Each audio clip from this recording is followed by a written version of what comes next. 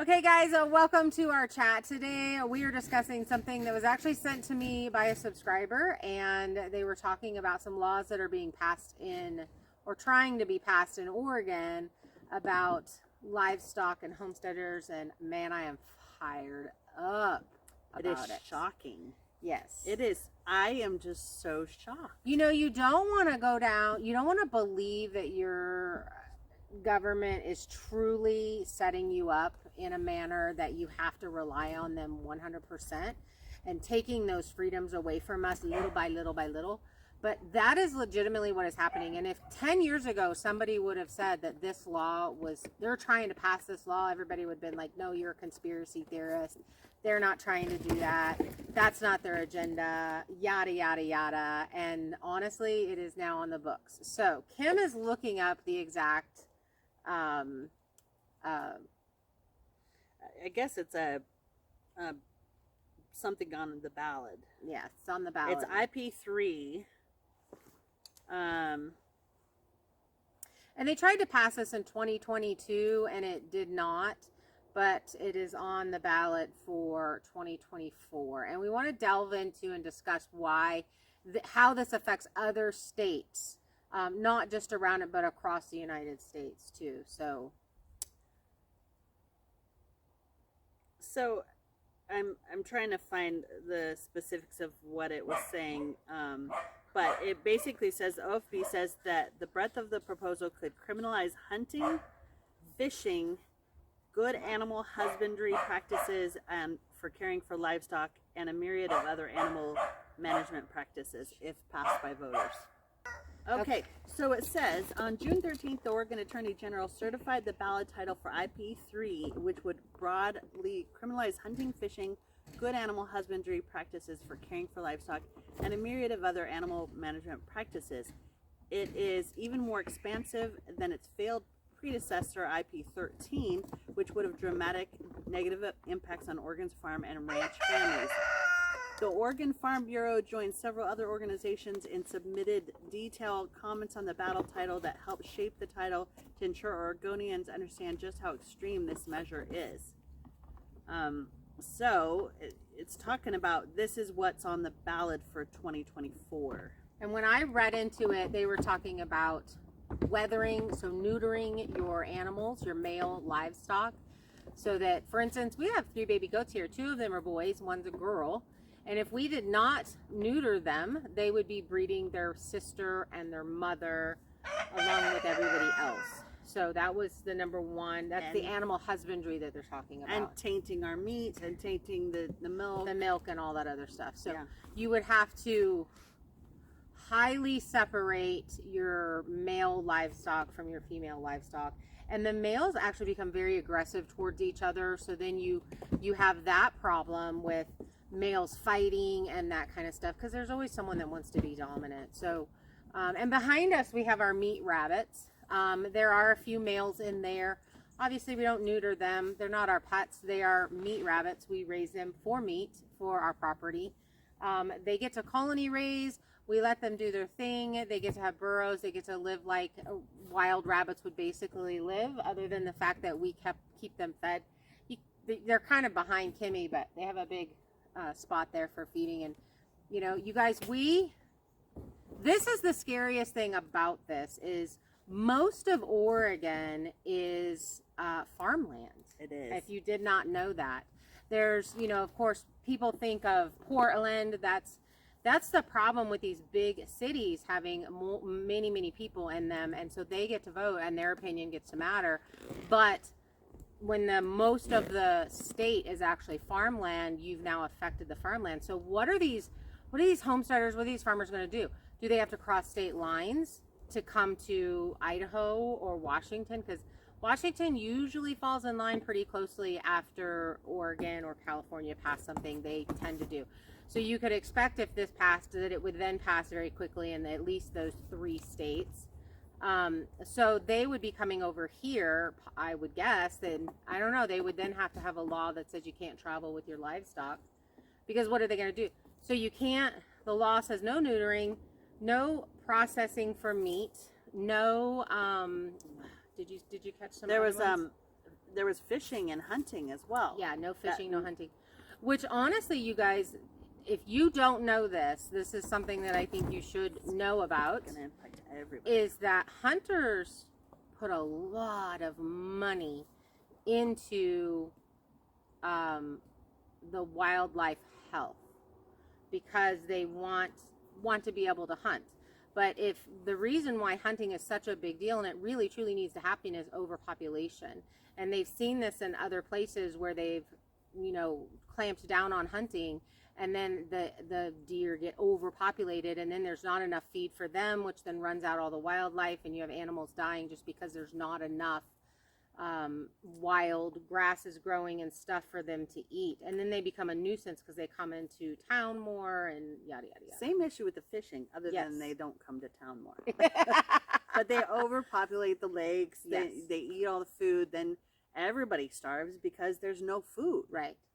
So this is a big deal. This is a big deal that this is something that's starting to be pushed. We knew, those of us that are in the homesteading industry and I don't know, been tagged as conspiracy theorists, this is where we knew this was going to go to. It says here, criminalize hunting, fishing, and good animal husbandry practices. Yeah.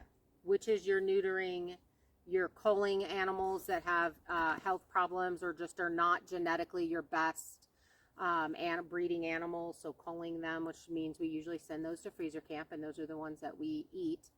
And this, I feel like, is pushing that entire fake meat agenda, because, you know, we're filling our freezers this year. Our freezer is going to be full. We're going to have probably at least, I don't know, between 200 or 300 pounds of rabbit, which all of our chicken recipes we use rabbit in. We've got one goat and one lamb that's going to go in there, and then we're picking up more quail, so we'll have quail in our freezer. And then we'll probably outsource some fish. We did not get to do a bunch of fishing this year. We really, really wanted to. Who knows, maybe in the fall we'll get to do some to put in the freezer. But that's probably our next biggest thing of doing, I would say definitely next year. So if you guys have old fishing stuff that you want, mail it to us. That's one of the reasons. We do have a couple fishing pools, but I mean, that means expensive. These homesteaders that have little homesteads in Oregon, you guys specifically are going to be significantly impacted by this, because you know, you won't be able to have pigs to like just process for your family. That's not going to be an option. Yeah, you wouldn't be able to raise. And this is where we did one of our chats here. We talked about how they were wanting you to register your gardens. This is how they get on your property. This is how, because we're coming to inspect you to make sure that you're not neutering your animals, you're not doing any of those things, and you're not hunting, and you don't have deer in your freezer. This gives them permission to look in your freezer, to look at your farm very closely, so that they can press criminal charges against you. And the biggest thing is when one state passes something like this, other states, it becomes what's the word for it? It becomes the Oregon did it, so we're gonna the prototype or whatever, so we're gonna push this. It's kind of like the I would say that one of the biggest things was legalizing marijuana. So when one state legalized marijuana, like 15 other states very, very quickly fell in tow with legalizing marijuana. We don't have an opinion on that. That's not what we're here to discuss about. But that's the example of something that was considered an extreme thing to do. And as this is, so if this passes in Oregon, then there are probably 10 or 15 other states that will fall into play very, very quickly. Farmers are not going to be able to have livestock for people to buy. And here's the thing. It not only affects that, but you wouldn't be able to sell and move. No. You wouldn't be able to sell your little farm. Who would want to buy it? Right. Unless you're going to... What can you do with it? Build condos or apartments or... Grow... Hey, little chipmunks. That's a boy and a girl. That is a boy and a girl chipmunk. So another thing that I know was mentioned in that was artificial insemination. So let's just pretend like you don't even want to have any males on your property. Oh, my goat had some male babies. We're getting rid of them very quickly. We'll just give them to somebody else or whatever. It is now considered rape if you, or wouldn't be, if this passed, it would be considered rape if you artificially inseminated your goats, sheep, cattle, pigs, whatever. Because they can't consent? Yeah. I have no words. I have no words. I have no words. But the impact that this really could have on everybody, and I cannot help, comment below. Let me tell me what you think. I cannot help believe, but this is pushing the agenda of the fake meat. Because if you've now taken away our ability to raise our own meat, they tried infecting our grain. They've been spraying chemicals on these organic farms they've been doing flyovers and chemical dumping on them. And we know those are effective. They've admitted to doing it, completely admitted to doing it. We've seen animals through their grain. It's kind of come down to that through their grain, they've become sterile. They're not laying, like chickens were not laying eggs. People are saying my animals are not getting pregnant. I've never had a problem with my animals getting pregnant. They change feed. Their animals can get pregnant again. So, could we, stand up and say this absolutely 100% was that? No, but if you're not stupid, you can look at it and say, I changed my feed and my animal then got pregnant, was able to get pregnant at that time. So, they're doing all of these things. This is the next step because those did not work. There's more to it. It says, it would therefore be a crime under this proposal to slaughter livestock for food, to kill rats, mice, or other vermin and pests. Wow! That is also huge. Like anyone who lives on a farm knows that vermin are an issue, and you have to take care of that. Did it have anything in there about milking? Because I would assume that if you took milk from your animal, that they would be trying to attack that too. I know that they've really truly made the laws to where like you can't sell raw milk in specific places, and they made everybody believe that raw milk was scary and if you drank it you were going to die and all of those things. I mean, that would surprise me if something like that was not in that. I don't remember seeing not to that part yet, but here's what Heather was just talking about. ORS 167.333 makes sexual assault of an animal a felony. The crime applies to touching of the mouth, anus, or sex organs of the animal for the purpose of arousing or gratifying the sexual desire of a person. Okay, well, never mind. I don't know any homesteaders that are really doing that. It's not really a homesteader thing. But the statute does not apply to the use of animal products and thus allows, for example, artificial insemination. Okay, never mind on that one then. The one that I read, it had said that AI would be considered sexual assault. It does say the proposed measure would make many current practices for breeding pets, livestock, and horses a criminal offense. Yeah. It would criminalize many common farming and ranching practices as well as recreational and commercial hunting, fishing, trapping, pest control, and other practices that are now specifically authorized by law. I literally, you would not be able to keep mice and rats out of your house, period. You would not be able to. That's what this is saying.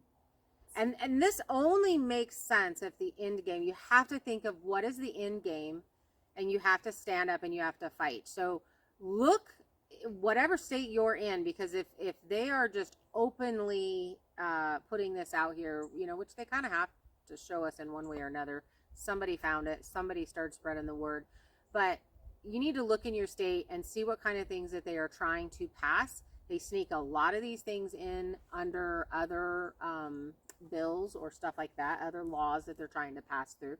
But they're gonna be voting on this in 2024. So that's a year from now, you guys. And you need to be calling your people and you need to be saying it, unless you don't care if you're eating. And they try to make it look all fancy. Okay, yes. So it says here, say yes on IP3, get involved. And it has some cute animals on there. Mm-hmm. It's time to end animal cruelty. Right. Okay, yeah, I was always like, I want to end animal cruelty. Right. but there's a line there. What is cruelty and what is not? And that's we get that. I get that a lot where people say, "Oh, I couldn't. How could you kill those bunnies? They're so cute. They're your pets. How can you?" Well, number one, they're not my pets. That does not mean that I do not want them to have a beautiful life, because I do want them to have a beautiful. I want them to have the best time. A good life. They get to dig. They get to have babies. They have as much feed as they want to eat. We cut down things that are growing wild and we put them in there. They have water all the time. They have shelter. We allow them to dig. We allow them to do those things, and we protect them from eagles and hawks and all the wild animals that would be killing them in the wild. They make it sound so good. Yeah. I mean, it says here, if enacted, IP3 would remove many of the exemptions from Oregon's laws against animal abuse, animal neglect, and animal sexual assault. Due to these exemptions, animals on farms, in laboratories, in exhibitions, and in the wild are not currently protected. We believe everyone should have equal protection under the law, and that all animals deserve equal consideration, regardless of whether or not we consider them our companions. All animals deserve a life free from cruelty. So, of course, yes, that sounds lovely, but look into it. Mm-hmm. I mean, this is going to affect our food. Well, see, and that throws, that one gets me because I don't like testing on animals. Right. I other than mice and rats. You can test on mice and rats all you want. They're full on nuisance. I had pet rats. We had a pet rat. I'm just not saying we had a pet rat, but they've got to test somewhere. So mice and rats, whatever. But when you're thinking about these chimpanzees or dogs, they do a lot of cosmetic testing on dogs. So no, I think that's horribly cruel. But do not compare what they do in a laboratory to what we do here on the farm. We are specifically raising animals to fill our freezer. If we're not raising those, we're purchasing that meat. So regardless, something is going to die. And with that being said, the animals that are brought up in these big, I don't know, I don't want to call them farms per se, because they're more like storage facilities and right, have yeah. the animals. Yeah, they are not treated well. They're not. Whereas the homesteaders, the small farmer operations, give your blood, sweat, and tears in your animals. You are devastated if you lose one. Right. I mean, you do everything in your power to take care of them and make sure they're happy. Spend all your money in good fencing, allowing them to graze, allowing them to be as natural as they possibly can without hurting themselves or others. Right. I can't believe that it makes it look like, Yeah. So you need to look at these and not just knee jerk and be like, oh, that sounds great. Because if that's all the information you had, you'd be like, well, that sounds great. And I can easily say that because I was this girl. I'm not political at all. I've never been, and often I wouldn't look deep into those things. I'm like, yeah, that sounds. I don't want to have anything to do with animal abuse. So I'm going to vote yes on that. Right. And when you look further into it, you got to look at the pros and the cons of everything. But not only the pros and the cons of everything, what is the end game? Right. Their end game, they've shown their hand, is this fake meat. How can they force everybody to eat the fake meat? Because right now, if I feel like most people, if you have a choice, you're going to say no. You're going to say, no, I don't want to eat. I don't want to. And if you delve into how that genetically modified meat, is being made, they actually, in order for them to get cells that replicate very quickly, they have to kill a mother animal who's pregnant and take those cells from the womb. So you're killing the mother, you're killing the babies anyway, to get those cells to start this whole process, because those are the cells that regenerate very, very quickly. So here's somebody from one of the native tribes. They said, I'm concerned about this for native tribal members. Their ancestry, future generations, and treaty and law protected hunting, fishing, and gathering areas are going to be affected by this. Right. But, but not only that, you're going to make me raising my own rabbits a criminal charge so that I go to jail. But then you're allowing rioters and looters, and who are you kicking out of jail? So either everybody's going to be on lockdown, like, everybody's going to be on lockdown, and what? They're going to start distributing food to us, you guys? This is like legit, and I don't care who you are and how you politically fall. You have got to look at this, and you have got to say, this is not okay. This is taking away basic freedoms of being able to supply myself my own food. Yep. I don't know homesteaders that are abusive to their animals or don't, take care of their animals and spend every waking moment taking care of their animals. This person said, should this become a law, Oregon's agricultural industry would be all but decimated because of this petition. Yes. It would criminalize breeding, raising, and using farm animals as food. Agriculture has been a huge part of Oregon's economy and history since statehood. This is clearly part of a radical agenda to force individuals to change their diets and put family farms out of business, all in the name of preventing abuse and cruelty of the animals, ? Yeah. My biggest thing is if one state's going to do it, other states are going to, if that passes in Oregon, this is why this affects you. If that passes in Oregon, it will pass in other states very quickly. And they're going to word it this same way until people actually get in there and look into it, and none of us want to see animals injured or hurt or beaten or abused or any of those things. But that's not what homesteaders do. And so they're attacking the homesteaders versus just going after the people that are doing these things. And, laboratory testing, there's got to be a different way to do it.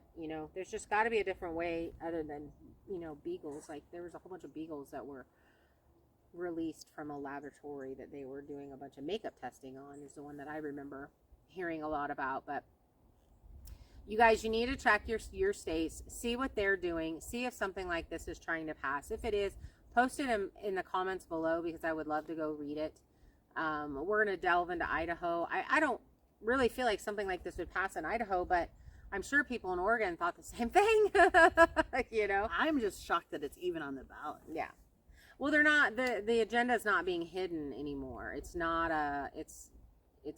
being hidden at all. So you have to look, and you have to go vote, and you have to make your voice heard. And that's our goat rubbing his horns. Sounds like he's sawing down a tree.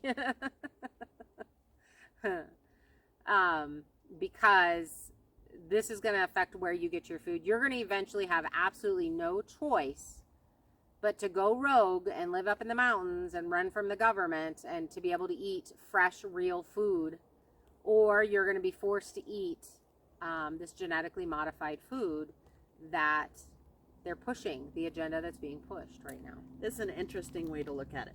The proposed changes under the bill are extremely short-sighted, posing significant threat to animal health and well-being as well as to the agriculture economy in Oregon.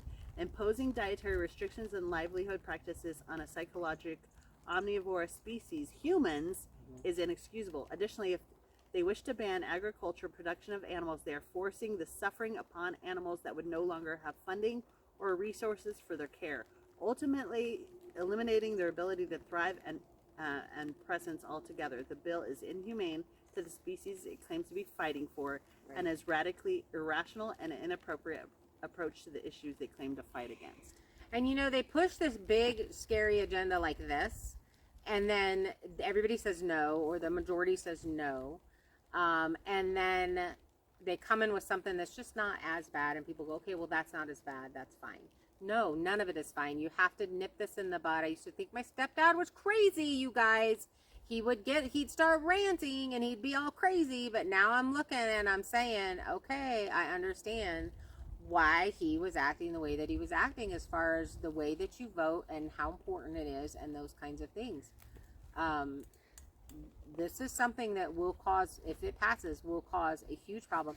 But we have to not only look at this passing, we have to look at what are they going to try to put in the place of this, because there are animal cruelty laws on the books right now. Why don't we enforce those? Let's enforce those before we try to add a new bill that affects the easy person to get. It is very simple to go to somebody's homestead and open your freezer. Let me test this meat. Oh, it's rabbit. Okay, that means you killed rabbit. So I just think we are so stretching the fact that you want to, artificially inseminate your goats. You're a goat farmer, and you want to artificially inseminate your goats, and that's considered animal rape. Essentially, it's sexual assault of an animal. Sexual assault of an animal. So you can't. Yeah.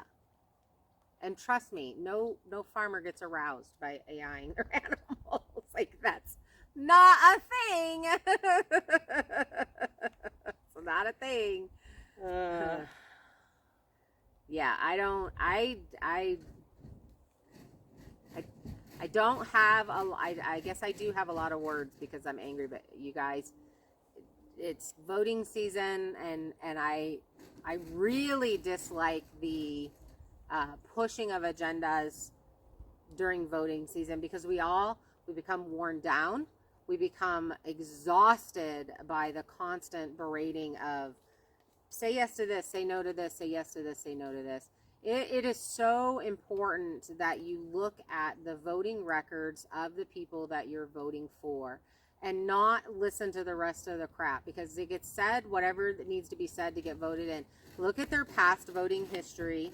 It does get so confusing. It gets very confusing. And you get like too much. There's just too much. Right. And then it becomes a who cares. I'm just going to be ACDC all the time. It's like your test in science. Like, you don't even care anymore. You're like, nah, it's just exhausting. But this is the problem, because we've let things slide. We've let things, oh, that's not too big of a deal. We can compromise on that. We can whatever. That this bill is now. This worries me. Yes. This worries me. Yes.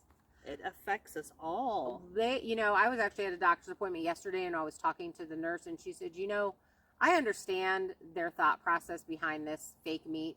She goes, but one, they should be giving us a choice. They should have to legally say that it's fake meat, and they're trying to make that not happen.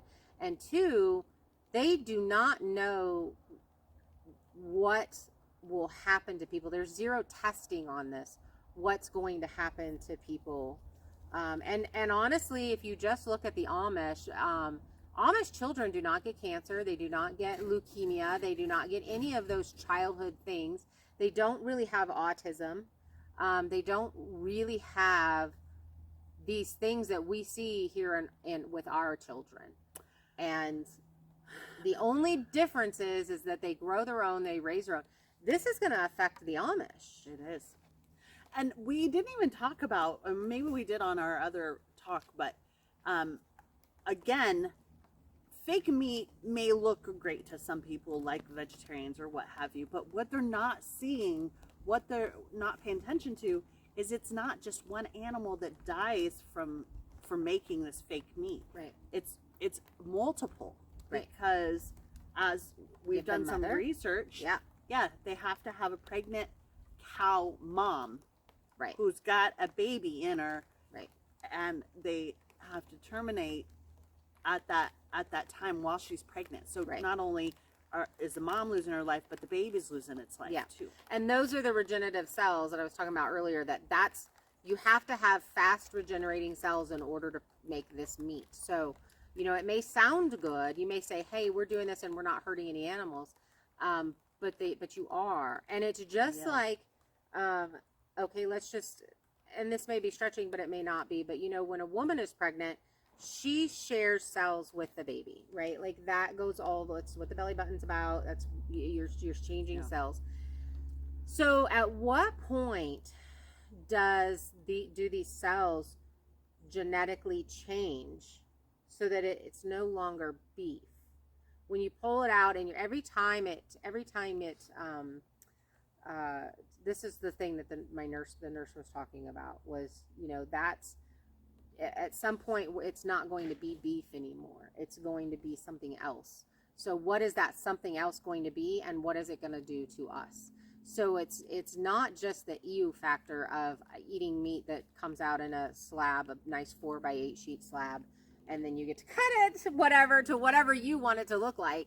They just roll it out on there. They have their little steak cutter and they cut it, and yay, it looks like a steak. At what point does that change the meat so much that it no longer resembles what you started with?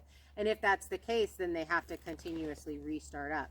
Now, I don't know if they can take some of the meat, so they kill the mother, they kill the baby, they scrape the womb, they now have these regenerating cells, they start producing this slab meat, and can they take some of that slab meat and then make some more meat, or do they have to kill another mother and another baby in order to create the slab meat? Yeah, we don't have all the answers to that.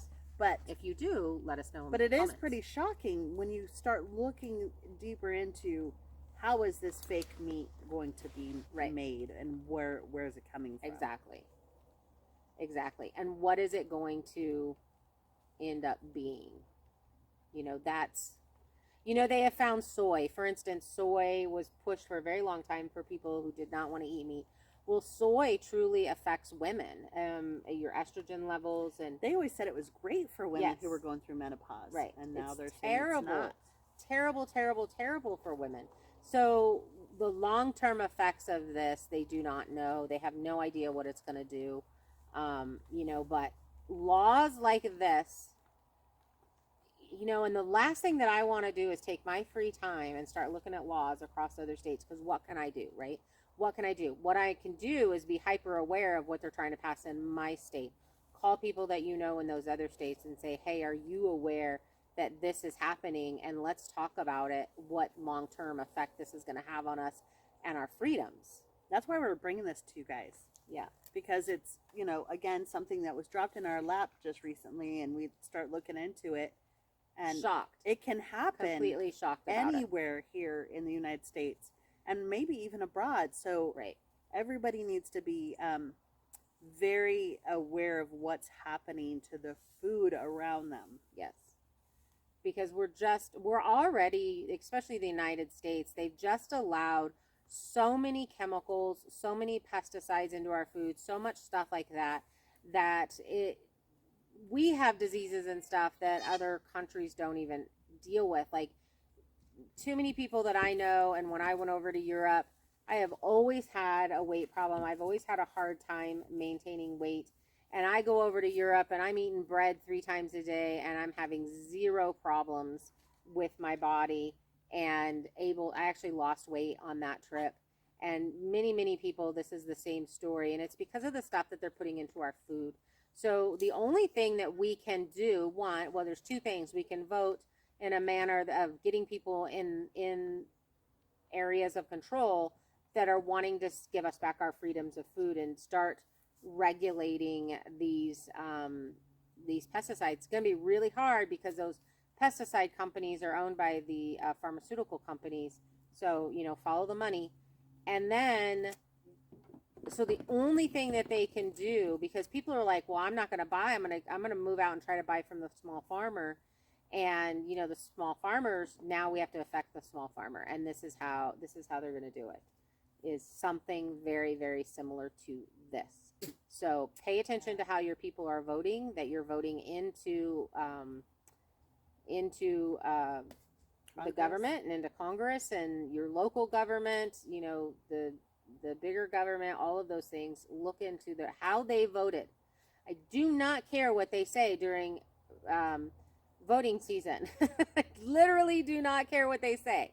Take away, I don't even think they should legally be able to have ads. I think it should be, here's this person's voting history, and there should be one website that shows how everybody has voted on everything that's been sent through. Because again, they're going to say, are you against animal abuse? Like, vote yes on this, because this way we can end animal abuse. We can do things about it. Right.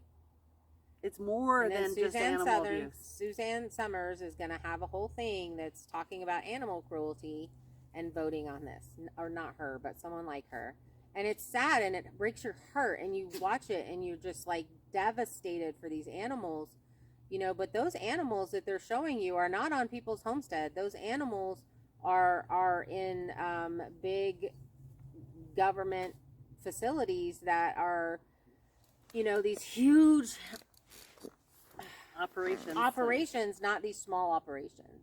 So the fact that they would storm, if this became law, they would be storming homesteads.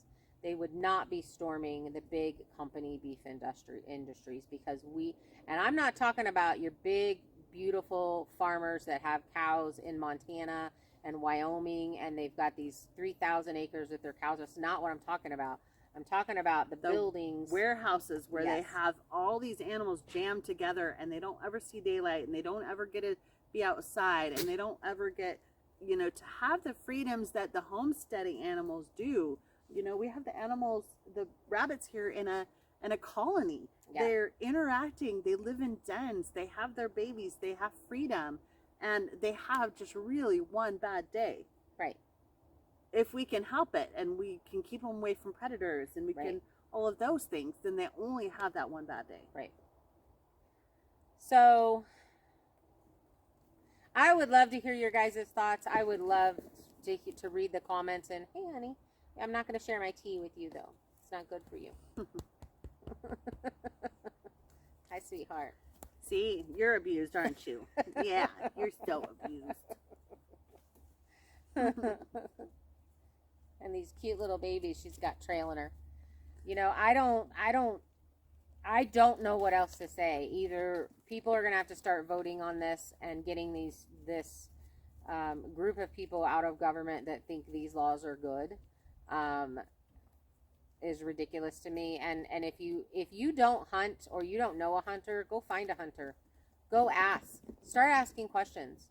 Start asking the things, because I know that the hunters that I know personally are very into what's the population. You don't kill females during certain seasons because they're either pregnant or have babies on them.